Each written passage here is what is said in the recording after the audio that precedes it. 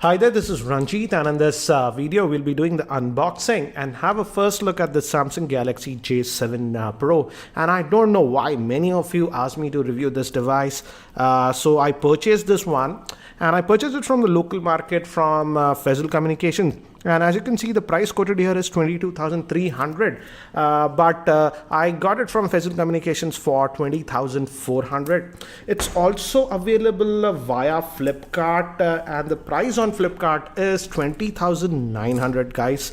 So I'll leave the link for Flipkart in the show notes. So if you're buying it online, do use the link. It does help the channel. And let's just cut the seals and have a look. And interesting thing is that this one is also having the Exynos 7870 processor, and that was baffling to me considering the price point of this device. This is priced above 20,000, and this is the Galaxy J7 Next. This is priced at 11,500. This one also has the same processor. So I just don't get the logic of Samsung India and their pricing. Yes, there is one thing that is very different in this one, is that this one is the first, this is the most affordable device that has Samsung Pay. So this has full functionality of the Samsung Pay. But again, my question is, let me break the seal. Will you be paying this high premium for just that Samsung Pay? So let's open this up, and as you can see, we get the device itself. This is in gold color. There is also one more color that is in black. Good thing is that it comes with 64 GB of internal storage. I'll talk about the other specs later on. So quick start guide and other stuff. As you can see, it's also in Hindi. I'll keep these things to the side for now. And we also get the SIM ejector tool that is there. And we get two cables. This is micro USB. Sadly, it is still having the micro USB. It's not USB type C that you're getting. And this is the headset that we are getting. But again, it's very strange that Samsung is just including the older type headset. This is not the in-ear. Considering the price point, again, I feel they should have provided the in-ear headset. Let's look at the charger and rating. Does it support fast charging? 5 volts at 1.5 amperes, nothing about 9 volts and 12 volts. So it looks like a regular charger, not a fast charger. So let me keep these things to the side. That's what we get in the box. And before we continue, I want to thank Bank Bazaar for sponsoring this video. You know you can buy this phone online in the comfort of your home. Then why run around for your loans and credit cards? Download the Bank Bazaar app, fill in a few details and get e-approval in 30 minutes. No paperwork, no tension. So what will you choose? Tension Hazar ya Bank Bazaar?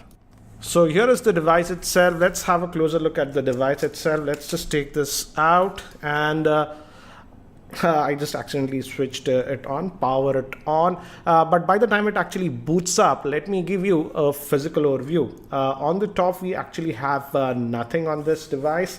And this is the speaker actually. Here we have the speaker. This is the power on off button. Bottom we have the 3.5mm headphone jack, micro USB port, main microphone, and we actually have 2 slots, so you can actually add 2 SIM cards and even a micro SD card on this device. So that's actually a good thing. Volume rockers. Back it says that camera, it's a single camera, guys, not dual. Bottom is just the LED flash, and gives basic info. The body is actually made up of metal. So in terms of build quality, I would say the build quality on this device is actually good. And by the time I set this up, let me give you a configuration overview. The Galaxy J7 Pro is having a 5.5-inch 1080p Super AMOLED screen. It's powered by the Exynos 7870 processor, which is an Octa Core processor. But again, this one was also used in the J7 2016. So it's not a new processor. It has the Mali T830 GPU. It also has support for Samsung Pay. It comes with 3 GB of RAM, 64 GB of internal storage. Moving to the camera, it has a 13 megapixel rear-facing camera, and even the front-facing camera is a 13 megapixel shooter. It also has fingerprint scanner, NFC, and the battery is a 3600 milliamp hour battery.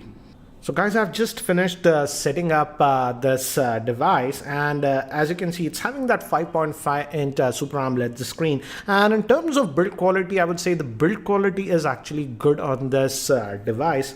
And it comes with a familiar touch. This is new touch wheels that you get. So that's what we are getting on this one. And let's look at under the hood. And I'm assuming this should have an auto brightness sensor. We'll check that.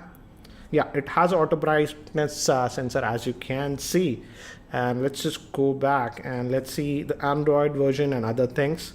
So let's go to about the device. And as you can see, this is known as the Galaxy J7 Pro. And I'm just going to decline, accept this for now. And if you go to software info, as you can see, it's running on Android version 7.0. So it's on Nougat, but already the 7.1 and other updates have come. So let's go back. And I've noticed that these buttons are not backlit. So this is very strange considering the price of this device is almost 21,000. Samsung has not enabled backlit buttons to this one. This is the problem with the Samsung Galaxy J series. They try to gimp a lot of features unnecessarily, I would say. Anyways, let's look at the storage that we have. If we go to storage, device manager, and if you go to storage, it's going to take a couple of seconds. Out of that 64 gigabytes, I'm happy that we are getting 64 gigabytes of internal storage. We get 53.2 GB space, and I really like the fact that this device is having a dedicated micro SD card slot, so you can put 2 SIMs and a SD card. So storage should not be an issue with this device. Let's just go back, and again, it's a typical Samsung UI that you're getting, the new one. So that's what it is. And we have a couple of apps that are pre-installed Samsung apps. For example, S Health is also there. And let's go back, and obviously Google Apps and some of the Microsoft apps are also pre-installed on this device. And it also has FM radio functionality. I know many people like that, so that is also there. And the biggest thing about this one is that this is having that Samsung Pay functionality. So you can add your credit cards and stuff on this, and you can, if the terminal supports tap to pay, you can just tap and pay. So that is the main biggest reason, I would say, if you want to get this device, get for that, because at this price point there are a lot of other devices that have better configuration. But if you want Samsung Pay, yes, this has. Sadly, it's not pre-installed. You have to install it, which is funny because that's the whole setting part of this device. But that's what we have. Again, I really like the build quality. So what is where I have to give credit, I have to give credit. It really feels nice for a J series phone. The build quality really feels good. Let's also test the fingerprint scanner. Let me try. And as you can see, the fingerprint scanner is an active one, so you can just place your finger on it and it unlocks.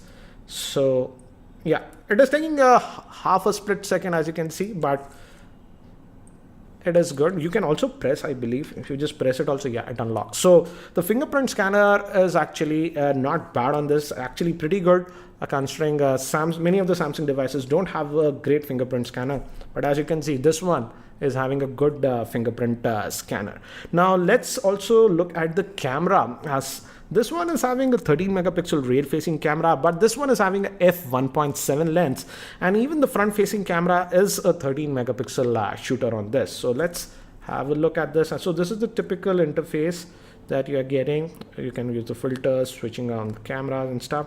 So this is the interface that you get, and you have that tap to focus, and you can take the snap. Looks like it's taking the snaps fairly quickly. And let me see if we can get that bokeh effect because of that f1.7 lens. Let me focus on this. Actually, let me show you that snap and some of the other snaps that I have taken around my office. So in terms of bokeh, yes, you can get some decent bokeh effect, that's depth of field, because of the f1.7 lens. And here are some of the other sample shots that I have taken around my office. Overall, the camera looks to be good, but again, you have to be careful in artificial lighting and low lighting conditions, because this one again does not have any optical image stabilization. As of now, it's very quick to judge the camera performance. I'll again be playing a lot more with the camera, but this was just a quick unboxing. It'll be very interesting to see how this device handles gaming, because the Exynos 7870 with the Mali T830 GPU pushing a 1080p screen, it can be a little bit challenging. So I will definitely test out how this one does in gaming. So stay tuned to my channel, and if you're not subscribed to my YouTube channel, hit that subscribe button. Thanks for watching. This is Ranjit, and I hope to see you in my next video.